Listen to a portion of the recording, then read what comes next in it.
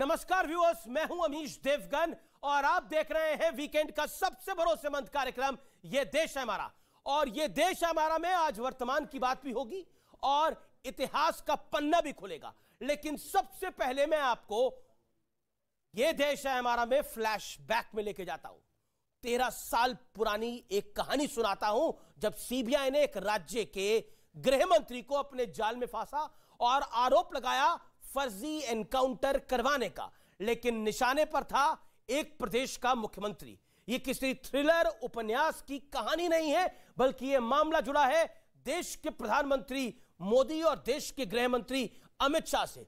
ये दोनों 2005 में गुजरात के सीएम और गृह मंत्री हुआ करते थे। लेकिन अब इस कहानी में एक बहुत बड़ा ट्विस्ट आ गया है व्यूअर्स, क्योंकि न्यूज 18 के मंच पर देश के गृह मंत्री अमित शाह ने पहली बार यह कहा है कि सोहराबुद्दीन एनकाउंटर केस पे सीबीआई ने उन्हें बचाने के लिए नरेंद्र मोदी को फंसाने का ऑफर दिया था। इस मुद्दे पर आज ये देश है हमारा में हम बड़ी चर्चा करेंगे। लेकिन सवाल वर्तमान का भी है, क्योंकि पहले राहुल गांधी ने लंदन में भारत के खिलाफ दूसरे देशों का साथ मांगा और इसके बाद जर्मनी के विदेश मंत्रालय ने राहुल के समर्थन में बयान जारी कर दिया। इस पर एक बड़ा सियासी घमासान छिड़ गया है। इस बीच नई संसद पर पुरानी जंग जो है वो अभी भी भारी पड़ रही है। आज इन तमाम मुद्दों पर होगी जनता जनार्दन के बीच देश की सबसे बड़ी बहस। ये देश है हमारा में, क्योंकि मोदी तब भी निशाने पर थे, मोदी आज भी निशाने पर है। स्वागत है आपका ये देश है हमारा में viewers. You know, pressure from the CBI, pressure from the ED, pressure from cases. मैं आपको बताता हूं दुरुपयोग कैसे होता है। न्यूज 18 के राइजिंग इंडिया में देश के गृह मंत्री ने जो कहा वो देश की सियासत को हिला देने वाला बयान है। सबसे पहले आप भी सुनिए अमित शाह ने 13 साल पुराना क्या खुलासा किया। 90% सवालों में यही था कि काहे को परेशान हो रहे हो, मोदी का नाम दे दो आपको छोड़ देंगे। अमित शाह को साल 2010 में सोहराबुद्दीन एनकाउंटर केस में सीबीआई ने गिरफ्तार किया था। अमित शाह का दावा है कि सीबीआई ने उन पर गुजरात के तत्कालीन सीएम नरेंद्र मोदी को फंसाने का ऑफर दिया। तो ऑपोजिशन का कहना यह है कि क्या ईडी और सीबीआई के दफ्तर भारतीय जनता पार्टी के स्टेट्स में बंद हो चुके हैं। मैं आपको बताता हूं दुरुपयोग कैसे होता है। मैं उसका भुक्तभोगी हूं। हमारे खिलाफ कोई भ्रष्टाचार का केस कांग्रेस ने नहीं किया था। एक एनकाउंटर हुआ था, उसमें मैं राज्य का गृह मंत्री था, मुझ पर केस कर दिया और सीबीआई ने मुझे अरेस्ट की। 90% सवालों में यही था कि काहे को परेशान हो रहे हो, मोदी का नाम दे दो आपको छोड़ देंगे। Home minister always misguides and he always speaks lie. किस बात का दबाव है उन पर? कोई तो होगा। 8 साल से उन्हें ये बात याद नहीं आई, अब एकदम याद आ गई। तो ये तो बता दें कि 8 साल तक वो चुप क्यों थे, क्यों नहीं बताया 8 साल तक। इस बीच राहुल गांधी की संसद सदस्यता जाने के मुद्दे पर जर्मनी के बयान ने एक बार फिर कांग्रेस और बीजेपी को आमने सामने लाकर खड़ा कर दिया। दरअसल जर्मनी ने कहा है कि हमने भारत में राहुल गांधी के खिलाफ फैसले का संज्ञान लिया है। राहुल फैसले को चुनौती दे सकते हैं, तब साफ होगा कि क्या ये फैसला टिक पाएगा, क्या निलंबन का कोई आधार है। जर्मनी के इस बयान पर कांग्रेस के वरिष्ठ नेता दिग्विजय सिंह ने आभार जताते हुए कहा, राहुल गांधी को परेशान करके भारत में लोकतंत्र से समझौता किया जा रहा है। इसका संज्ञान लेने के लिए जर्मनी का शुक्रिया। इस बयान के बाद बीजेपी कांग्रेस पर एक बार फिर विदेशी ताकतों को भारत के लोकतंत्र में घुसपैठ कराने का आरोप लगा रही है। लोकतांत्रिक, राजनीतिक और कानूनी लड़ाई जब देश में नहीं लड़ पाए तो विदेशी जमीन पर जाकर विदेशी एजेंसियों की और विदेशी सरकारों की मदद मांगने में राहुल गांधी जी और कांग्रेस पीछे नहीं रहे। अमित शाह के आरोपों को सही माने तो विपक्ष जब सत्ता में था तब मोदी के खिलाफ सारे पैतरे आजमा रहा था। क्या मोदी विरोधी एजेंडे के तहत ही आज भी लोकतंत्र को खतरे में बताकर देश और दुनिया में मोदी की छवि खराब करने की निरंतर कोशिश हो रही है। स्वागत है आपका देश की सबसे बड़ी चर्चा में, सबसे बड़ी बहस में। लेकिन एक फैक्ट मैं आपको बता देता हूं, इसी देश में कुछ सांसदों ने नरेंद्र मोदी को अमेरिका का वीजा ना मिले, यानी यूएसए का वीजा ना मिले, इसके लिए चिट्ठी और पत्र लिख दिए थे, जबकि उनको कोई वीजा तब नहीं चाहिए था। तो ये हाल था, तब भी था और आज भी यही है। मेरे साथ कई मेहमान हैं चर्चा करने के लिए। मेरे साथ बीजेपी के सांसद और प्रवक्ता सुधांशु त्रिवेदी है, जोरदार तालियों से उनका अभिनंदन है। मेरे साथ अभय दुबे है, कांग्रेस पार्टी के नेता प्रवक्ता, जोरदार तालियों से उनका अभिनंदन है। राजकुमार भाटी है, प्रवक्ता समाजवादी पार्टी के, उनका अभिनंदन है। और डॉक्टर अजय आलोक हमारे साथ जुड़ेंगे। तो आप तमाम लोगों का अभिनंदन है। और जनता जनार्दन, जोरदार तालियों से आपका अभिनंदन है।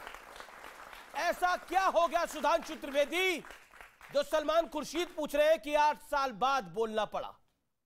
कांग्रेस काले कपड़े पहन के उतर आई, तब आपको याद आया? क्या हुआ नहीं, क्या क्या नहीं हुआ। जो अमित शाह जी ने कहा है उसके लिए उनको 8 साल पहले कहने की जरूरत नहीं थी।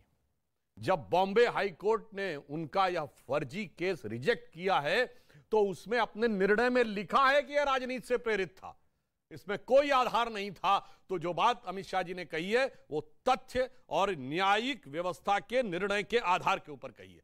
मगर जांच के लिए क्या होता था, जो उन्होंने बात कही, चलिए वो कहेंगे कि साहब अमित जी से क्या पूछा जाता था, सीबीआई में क्या पूछा जाता था, तो उनको पता होगा। पर एक फैक्ट तो मैं पूरे देश को बताना चाहता हूं।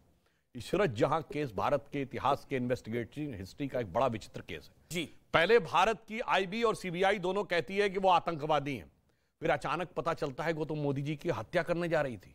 तो एकदम से प्रेम उमड़ आता है और सीबीआई अपना हलफनामा बदल देती है और वो कहती है आतंकवादी नहीं है। दुनिया के इन्वेस्टिगेटिव हिस्ट्री में कभी ऐसा यू टर्न नहीं हुआ होगा। और इतना ही नहीं, मजे की बात जानते क्या है, सीबीआई अब कहती है कि हमने इसको अब आतंकवादी नहीं मानते, और आईबी यानी यूपीए सरकार की आईबी तब भी कह रही आतंकवादी है। यानी एक ही समय में एक सरकार की 2 एजेंसियां एक व्यक्ति को आतंकवादी माने और दूसरे को कहे आतंकवादी नहीं है। और जब हमारी सरकार आई और यह पूछा गया कि वो फाइल कहां है, तो फाइल गायब थी। इसलिए मैं कह सकता हूं कि झूठ के इतने पुलिंदे बना के रखे गए। और यह कांग्रेस की फितरत है। जितने तथाकथित हिंदू आतंकवाद के केस थे, चार्जशीट नहीं फाइल कर पाए, चार्जशीट नहीं फाइल कर पाए किसी मामले में कोर्ट। अगले सवाल पे जाता हूं। अभय दुबे मेरे साथ हैं, डॉक्टर अजय आलोक भी हैं और राजकुमार भाटी भी है। इन तीनों में एक कॉमन बात है, तीनों लाल रंग में है। तो मुझे याद आता है, लाली मेरे लाल की जिद देखूं तितलाल, लाली देखन मैं गया मैं भी हो गया लाल। तो मैं शुरुआत करता हूं अभी अभय दुबे जी से। अभय दुबे जी, तो आज आपने लाल वस्त्र धारण कर रखे हैं, कुछ दिन पहले काले वस्त्र धारण कर रखे थे। तो ये काले से लाल पर आने का जो सफर है, इसके पीछे जर्मनी है क्या? भारतीय जनता पार्टी का चेहरा तमतमाया हुआ और लाल क्यों हुआ है जी? 13 साल बाद क्यों अमित शाह साहब को यह बात याद आई, उसके पीछे विशेष कारण है।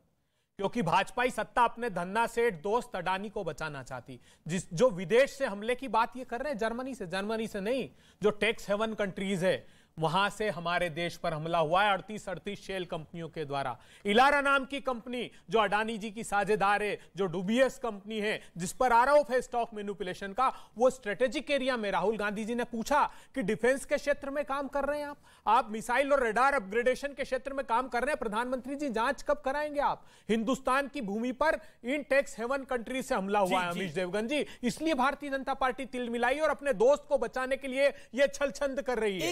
एक सवाल आपने 1 मिनट अपनी बात रखा। एक सवाल मेरा ये, क्योंकि अभी आप ये अदानी को ले आए, लेकिन मुद्दा ये है कि तब भी आप मोदी को फंसा रहे थे, अब भी मोदी को फंसाने की कोशिश कर रहे हैं, लेकिन उल्टा जनता आपको हर चुनाव में फंसा देती है।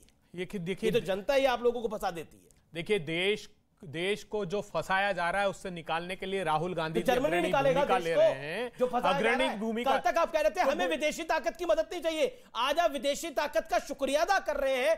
दिग्विजय सिंह ने शुक्रिया अदा क्यों करा? तो क्या मतलब है जर्मनी का हमारे लोकतंत्र में बोलने? तो बुलाए ना प्रधानमंत्री जी, कोर्ट में जाना चाहिए जर्मनी के। आपको जर्मनी, सवाल का जवाब दे, आपको कोर्ट पे विश्वास है या जर्मनी पे विश्वास है?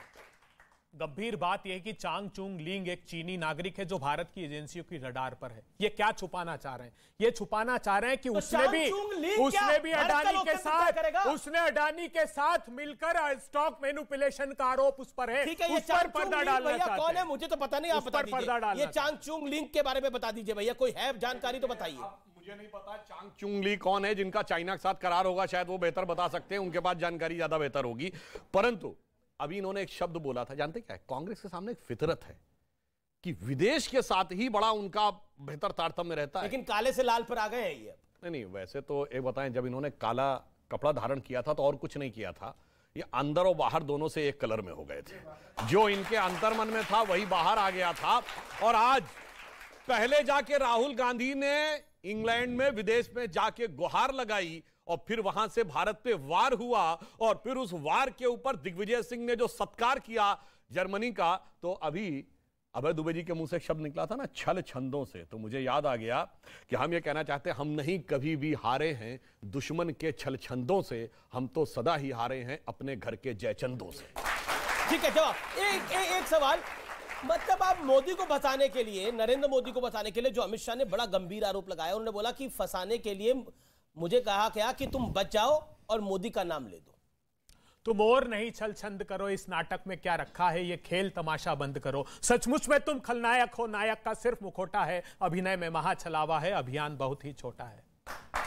मैं पूछना चाहता हूं, क्या यह बात सही नहीं है कि 2016 से इंडोनेशिया से ओवर इनवॉइसिंग करके अडानी की कंपनी ने कोयला मंगवाया और देश के उपभोक्ताओं को उसका खामियाजा भुगतना पड़ा? इसकी जांच भी नहीं कराना चाहते? 2016 में मोदी जी की डीआरआई ने केस पंजीबद्ध किया, आज 23 हो गया, उस पर कोई एक्शन नहीं लेना चाहते। राहुल गांधी जी ने प्रश्न खड़ा किया कि 6 एयरपोर्ट एक आदमी को दिए मिनिस्ट्री ऑफ एक्सटर्नल अफेयर के विरोध के बावजूद, नीति आयोग के विरोध के बावजूद, लेकिन सारे कानूनों को ताक पर उस पर दिए। आप जेपीसी की मांग, लेकिन आप सवालों का जवाब दीजिए। वो कह रहे हैं अभियान छोटा है, लेकिन सिक्का किसका खोटा है?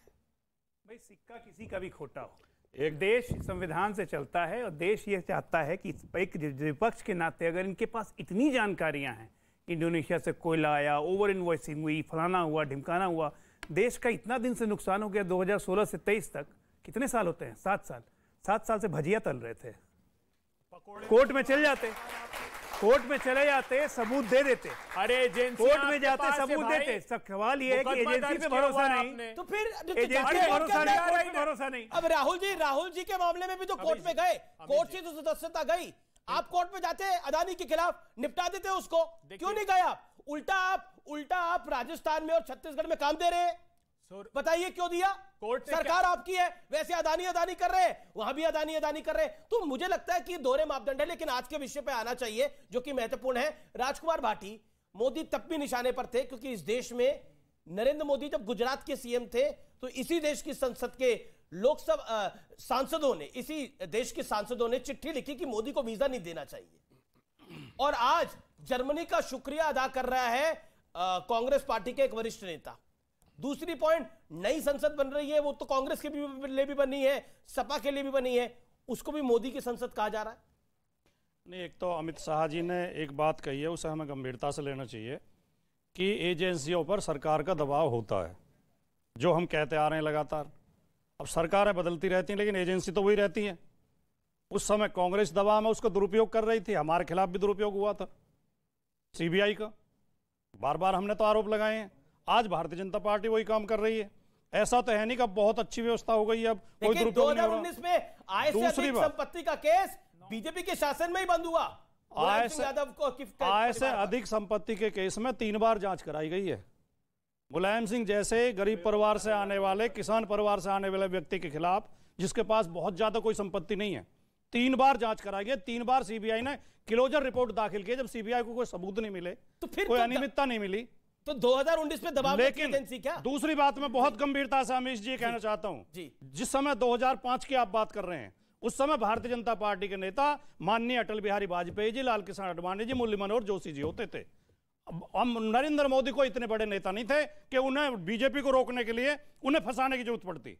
वो केवल एक राज्य के मुख्यमंत्री थे।